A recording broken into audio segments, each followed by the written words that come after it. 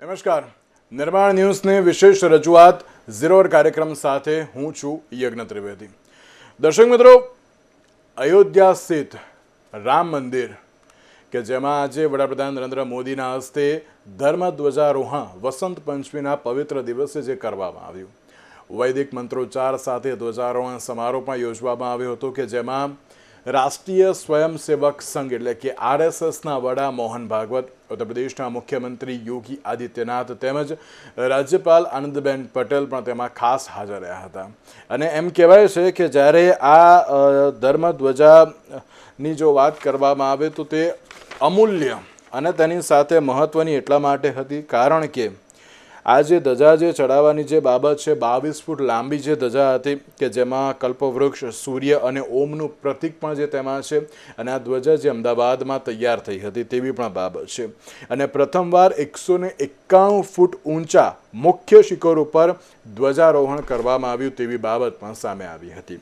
તો બીજી બાજુ એમ કહેવાય ને કે જ્યારે ધજા માટે 3 લેયર જે મટીરિયલનો પણ ઉપયોગ કરવામાં આવ્યો હતો, તો બીજી બાજુ એમ કહેવાય છે કે અમદાવાદમાં જેને તૈયાર કરવામાં આવ્યું હતું તો બીજી બાજુ જેની સાઇઝ 42 ફૂટ અને 5100 કિલો જે ધ્વજ દંડ હતો તેવી પણ બાબત જોવા મળી।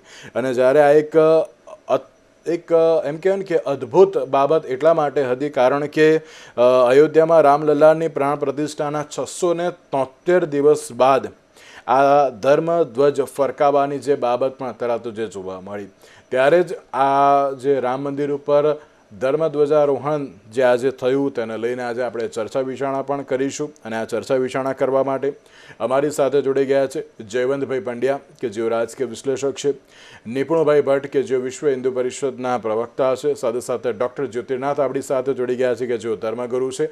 આપ ત્રણેય સૌથી પહેલાં તો સ્વાગત છે। જ્યોતિર્નાથજી, શરૂઆત મારે આપનાથી કરવી છે।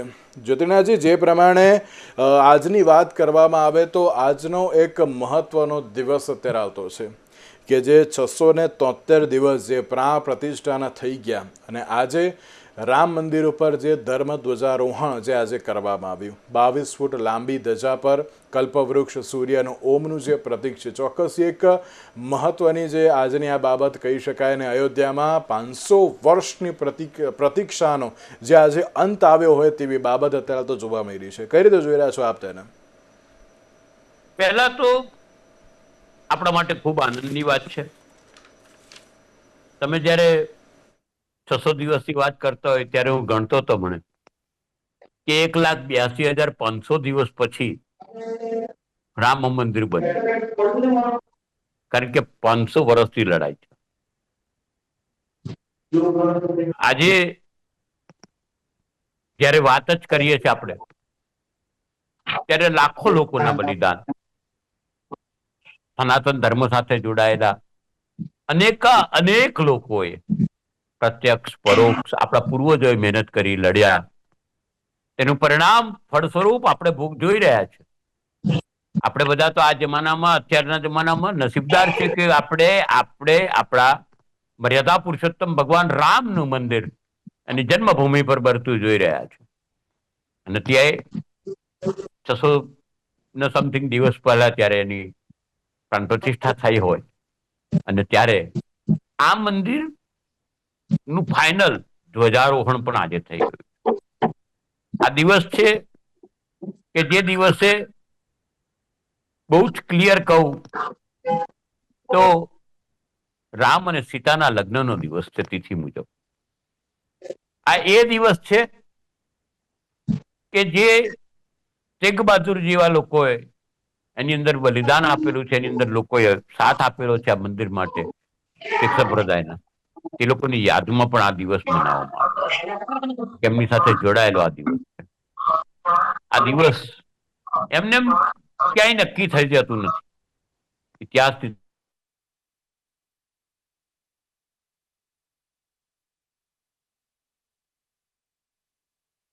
હુમલાઓને ભૂલી અને નવી સવાર તરફ આપણે દોડી ગયા છે। ખરેખર આપણે ધન્ય છે। સનાતન ધર્મના 1 અબજથી વધારે લોકો, આપણે તો કહી શકું દિલથી કે વધારે લોકો વિશ્વમાં જ્યાં પણ વસતા હશે, દરેક સનાતનીના મનમાં આજે આનંદ થઈ ગયો કે મારા રામનું મંદિર બને. ને આ પૂર્ણાહુતિના સંકેત છે અને આ પૂર્ણાહુતિ થઈ છે. જે પૂર્ણાહુતિ થઈ એ ઘણી મહત્વની અત્યારે તો જે પૂર્ણાહુતિ છે, અને તેમાં પણ જ્યારે આજની બાબત કહેવામાં આવે તો આજે એક જ્યારે મહત્વનો દિવસ છે, અને તેમાં પણ આજના દિવસે જ્યારે આ પ્રકારે અત્યારે તો જે પૂજા અર્ચનાની જે બાબત હોય એ ચોક્કસથી અત્યારે તો મહત્વની કહેવામાં આવતી હોય છે. જ્યારે આજની વાત કરવામાં આવે નિપુણભાઈ, આજના દિવસને આપ સૌથી પહેલાં તો કઈ રીતે જોઈ રહ્યા છો? કારણ કે જે પ્રમાણે રામ મંદિર ઉપર ધર્મ ધ્વજારોહણ જે કરવામાં આવ્યું તેને નિપુણભાઈ અનમ્યુટ કરજો આ પ્લીઝ.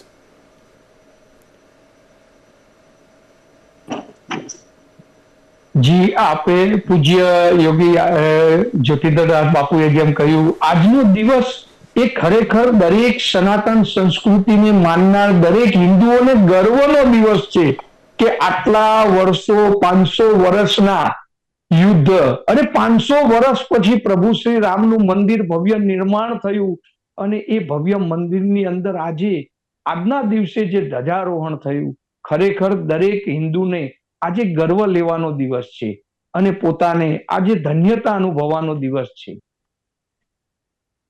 સાચી વાત છે. અને સાથે જેમ કહેવાય ને કે જે આખરે છેલ્લા ઘણા વર્ષોથી જે રાહ જોવાતી હતી અને તે રાહ આજે તો અત્યારે પૂર્ણ થઈ છે. જયવંતભાઈ, જ્યારે આજની વાત કરવામાં આવે તો આજનો એક મહત્વનો દિવસ, અને તેમાં પણ જ્યારે રામ મંદિર બની ગયું અને તેના આટલા વર્ષો બાદ જે 191 ફૂટ ઊંચા મુખ્ય શિખર ઉપર જ્યારે આ ધ્વજારોહણ કરવામાં આવ્યું તે ચોક્કસ એક મહત્વની અત્યારે તો જે બાબત કહી શકાય. કઈ રીતે જોઈ રહ્યા છો આપ તેને? પણ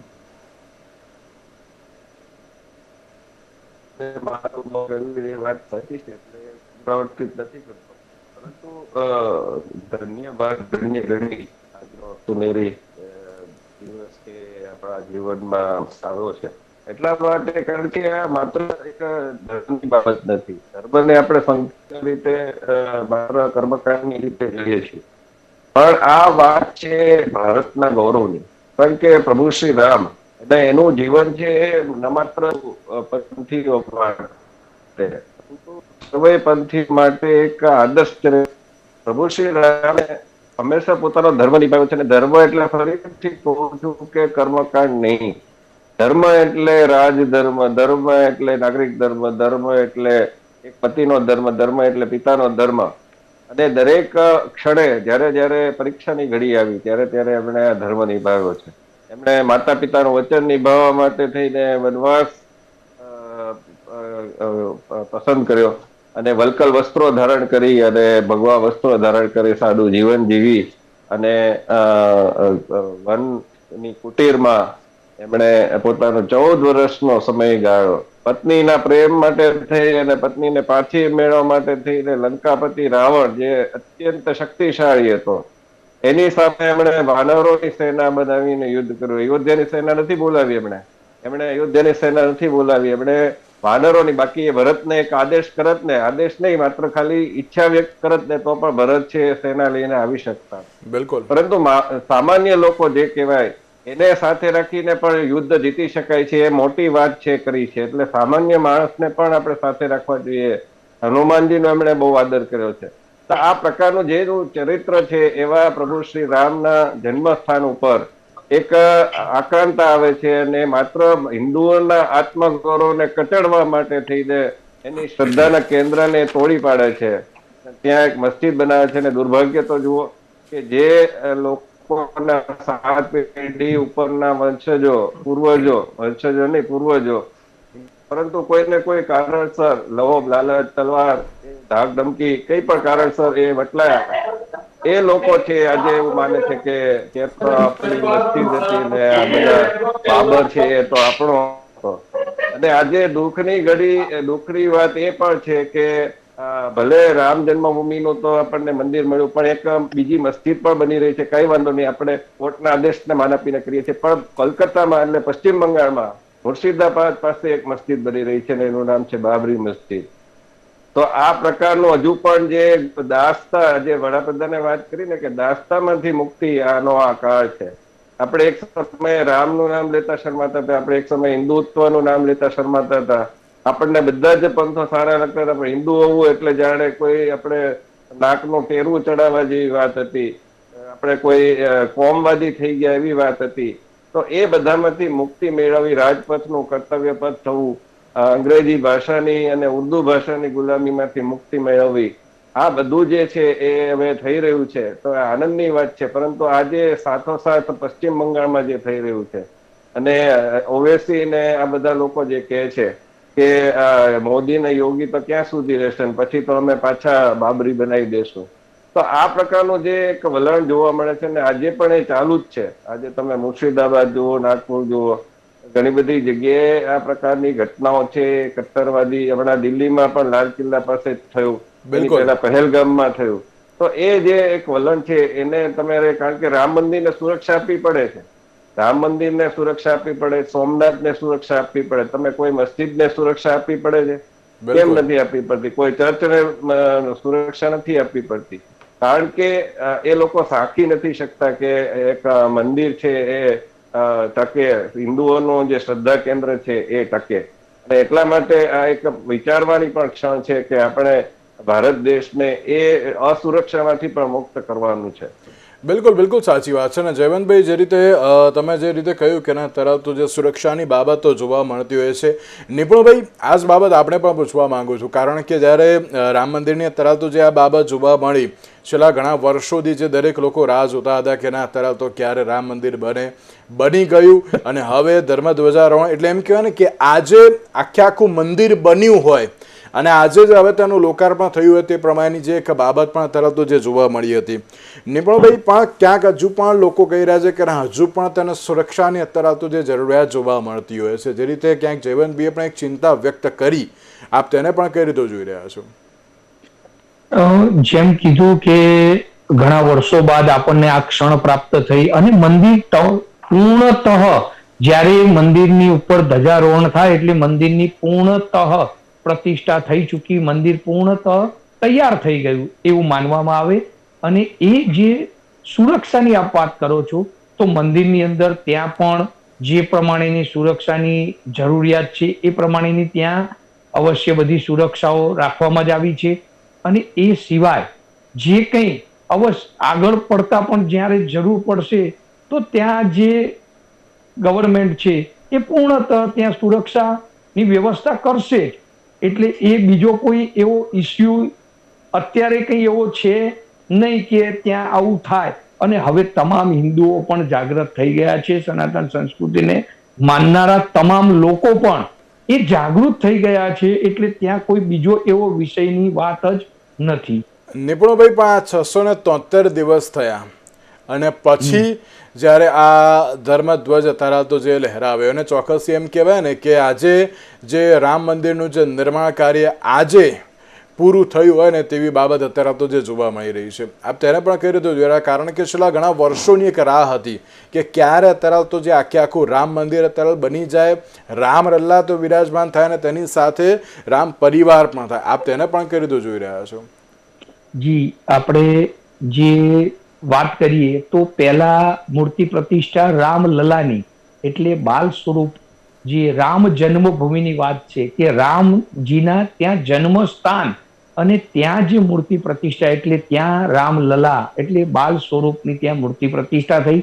અને પછી રામ દરબારની મૂર્તિ પ્રતિષ્ઠા અને અત્યારે ત્યાં બીજી ઘણી બધી મૂર્તિઓની પ્રતિષ્ઠા કરવામાં આવી. અને આજે જે ધજાજી, આજે ધજાજીને ફરકાવવામાં આવી અને એ જે ધજાજી એટલે આજે ધજાજી ફરકી એટલે મંદિરનું તમામ કાર્ય આજે પૂર્ણ થયું. અને જે વર્ષોનો જે યજ્ઞ ચાલતો હતો એ યજ્ઞની આજે ધજાજી ફરકાવી અને છેલ્લી આહુતિ આજે અર્પણ કરવામાં આવી. આજે એ યજ્ઞની આજે જે તમામ સનાતન સંસ્કૃતિ હિન્દુ પ્રજાની આજે જે ભાવના હતી એ ભાવના આજે પૂર્ણ થઈ અને તમામ લોકો, હજારો લાખો લોકો ત્યાં જાય જ છે. અને હવે એમાં ઘણી બધી સંખ્યામાં વધારો થશે અને પૂજ્ય એ રામલલાના મંદિરના દર્શન કરશે.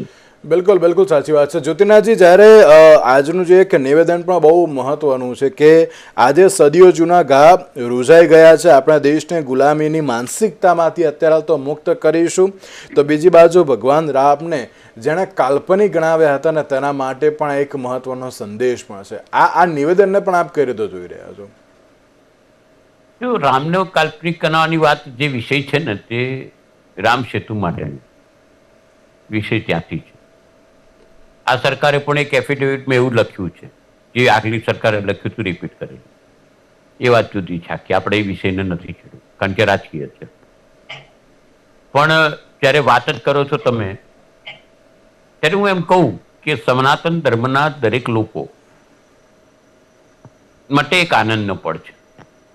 પૂર્ણાહુતિની વાત કરી એ પણ હું કબૂલ કરું છું. પૂર્ણાહુતિ થઈ પણ પૂર્ણાહુતિ નથી થઈ. અને તમે કીધું કે આપણે ગુલામીમાંથી મુક્ત થયા. માનસિકતા સુધારવાની બહુ જરૂર છે. આપણા દેશની અંદર જેટલી પણ હાઈકોર્ટ છે ત્યાં પ્રાદેશિક ભાષા હજુ ચાલતી નથી. આ ગુલામી જ છે. આપણે ઇંગ્લિશનો પ્રયોગ વધારી રહ્યા છે, ઇંગ્લિશ મીડિયમ સ્કૂલોનો પ્રયોગ વધારી રહ્યા છે. ગુલામી છે.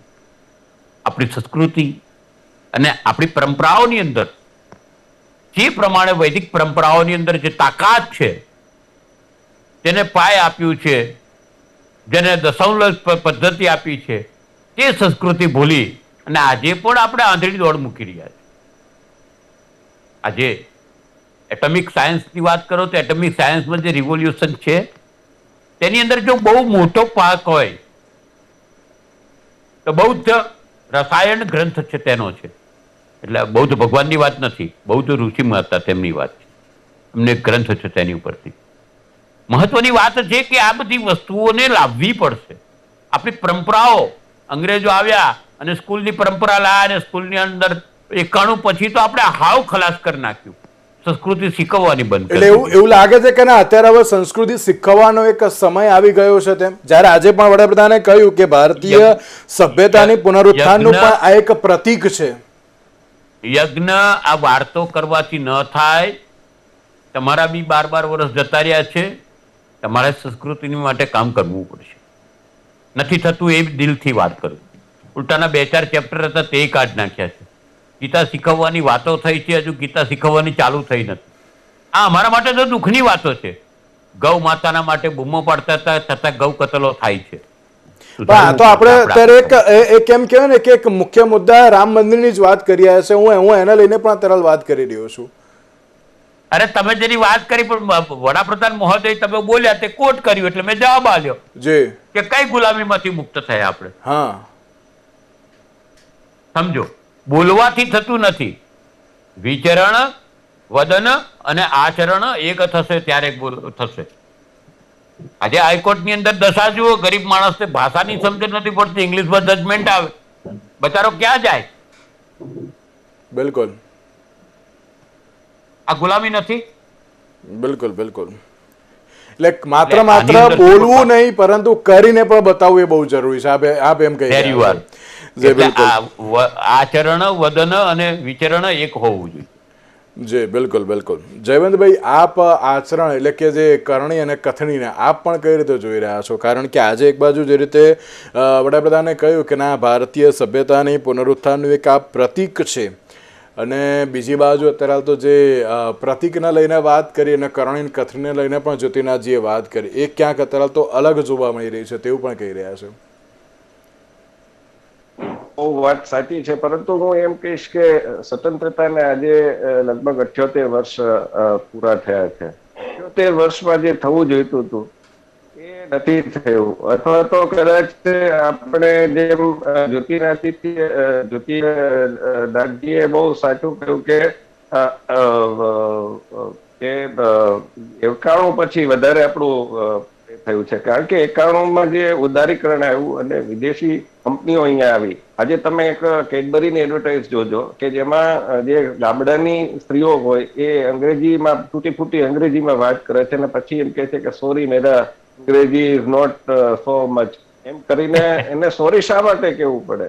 It is not the yummy and crazy. હા, એવું છે. હવે હિન્દી તમારું સારું નથી એના માટે કોઈ દુઃખ નથી, તો ગુજરાતી આપણું બગડી રહ્યું છે. અ અને ડ ની વચ્ચે આપણને ભેદ નથી ખબર પડતી. આપણને શૌચાલય બોલતા શરમ આવે છે અને વોશરૂમ બોલતા બહુ આનંદ આવે છે. ફાધર બોલતા આપણને આનંદ થાય છે, સન બોલતા આનંદ થાય છે.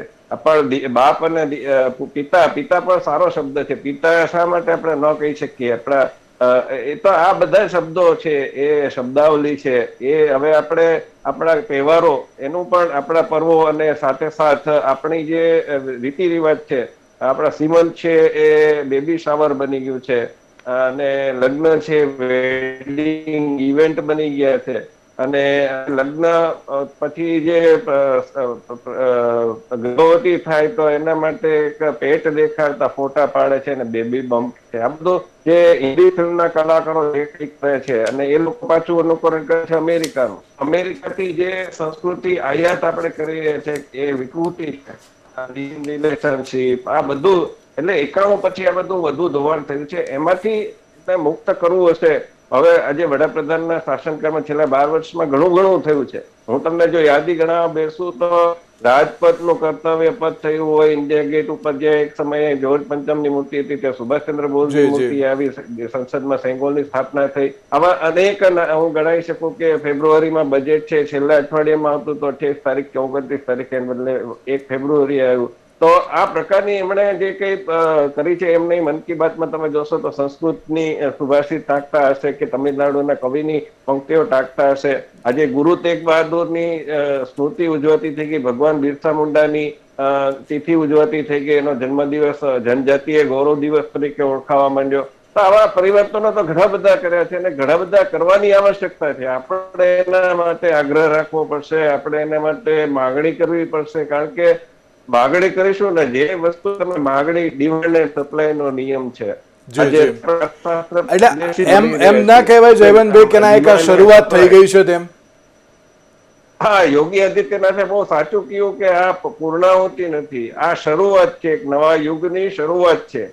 એટલે એ યુગમાં ન માત્ર આપણે શાસકીય રીતે આપણે શાસકીય ભૂલી જાઓ. ચાલો આ લાલો ફિલ્મ આવી, એને શું કહેશો? આજે તમે ઘણી બધી એવી ફિલ્મ ગુજરાતી આવી જેમાં દારૂ પીતા બતાવે છે, છોકરીને ઈંડા ખાતા બતાવે છે, એવી કેટલી બધી ફિલ્મ આવી, ડિવિનમાં રહેતા બતાવે છે, ખરાબ. એની સામે એક જ લાલો ફિલ્મ આવી, એક જ કાર્તિકેય 2 આવી, કે એક જ મહાનરસિંહ ફિલ્મ આવી. આ બધી ફિલ્મો આવીને તમારું છે એ એકદમ તમને સચેત કરી જાય છે, તમને આનંદ જગાડી જાય છે તમારા. બિલકુલ, એટલે જે સંસ્કૃતિ છે એને અત્યારે તો યાદ રાખવી. બિલકુલ, જે સંસ્કૃતિ છે તેને યાદ રાખવીને યાદ કરાવવી એ બહુ અત્યારે તો જરૂરી છે. જી જ્યોતિનાથજી, આપણે કઈ કહેવું છે? જી, બેઝિકલી વાત એવી છે આપણી કે આપણે 100% સંસ્કૃતિ વિદેશની વેસ્ટર્ન કલ્ચર પણ નથી સ્વીકારી શક્યા, નથી 100% ઇન્ડિયન રહી શક્યા. જે દેશની અંદર માતૃભાષાને માર પડતો હોય ત્યાં સંસ્કૃતિને માર પડે છે ને તે દેશનું પતન થાય છે, એવું મેં ક્યાંક વાંચ્યું હતું. કાકા સાહેબ કાલલકરે બી લખ્યું છે ને બીજા ઘણા બધાએ લખ્યું. ત્યારે એક વાત યાદ આવે છે, કોટ હું કહું, મારા દાદા મને કહેતા હતા, અને તે એવું કહેતા કે દેશ ગયા પરદેશ ગયા શીખ્યા અવળ વાણી, દેશ ગયા પરદેશ ગયા શીખ્યા અવળ વાણી, વોટર કરતા જીવડો ગન ખાટલા નીચે પાણી. આ કન્ડિશનમાં આપણે જીવીએ બાપ. બિલકુલ સાચી વાત છે. એટલે કે અત્યારના સમયમાં હવે શીખવાડવું એ બહુ જરૂરી બની ગયું છે. નિપુણભાઈ, ક્યાંક સંસ્કૃતિની અત્યારે તો વાત કરી રહ્યા છે કે ના અત્યારે લોકો ભૂલી રહ્યા છે, કઈ રીતે આપ પણ જોઈ રહ્યા છો તેને?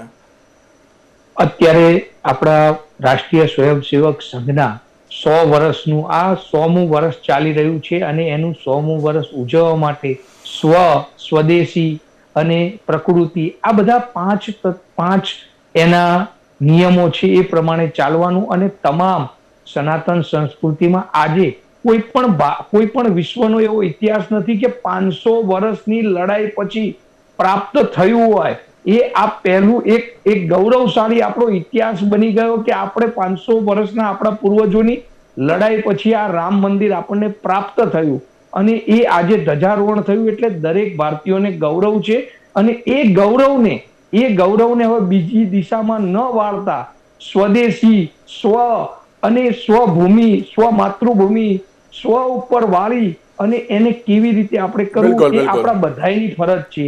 કે તમામ ભારતીયો જે પોતાની આપણી પરંપરા છે સનાતન સંસ્કૃતિની, આપણા વેદ, આપણા શાસ્ત્રો જે શીખવાડ્યું છે એ જ પ્રમાણે આપણે વર્તન કરવું, એ જ પ્રમાણે આપણે રહેવું. એ એક આપણે આવનારી પેઢીને કંઈક શીખવાડવું પડશે, કંઈક આપવું પડશે, અને પોતે સ્વથી ચાલુ કરવું પડશે કે મારે મારો જન્મદિવસ કેવી રીતે બનાવવો, મારે મારા પરિવાર બિલકુલ, સાથે એટલે હવે સંસ્કૃતિ અત્યારે તો જે સમજાવવી પણ બહુ જરૂરી બની ગઈ છે તે અત્યારે તો જોવા મળી રહ્યું છે. તો દર્શક મિત્રો, રામ મંદિર ઉપર ધર્મ ધ્વજારોહણ તો અત્યારે કરવામાં આવ્યું, પણ તેની સાથે અત્યારના સમયમાં જે રીતે જયવંતભાઈ જ્યોતિનાજી અને નિપુણભાઈએ પણ જે ચિંતા વ્યક્ત કરી કે ના રિયલ સેન્સમાં અત્યારે તો કલ્ચર શું છે તે પણ અત્યારે તો સમજાવવું એ બહુ જરૂરી છે, સંસ્કૃતિ શું છે તે પણ સમજાવવું બહુ જરૂરી છે. તો હવે જોવાનું એ રહ્યું કે જે રીતે યોગી આદિત્યનાથે કહ્યું તો ખરી કે આ એક નવા યુગની શરૂઆત છે, શું આ યુગ પ્રમાણે અત્યારે તો લોકો ચાલે છે કે કેમ, તો આવનારો સમય જ બતાવશે. તેની સાથે નિપુણભાઈ, જયવંતભાઈ અને જ્યોતિનાથજી, આ ત્રણના આભાર અમારી સાથે ચર્ચા વિચારણામાં જોડાવા માટે. આજના વિશેષ કાર્યક્રમમાં અમને આપશો. નમસ્કાર.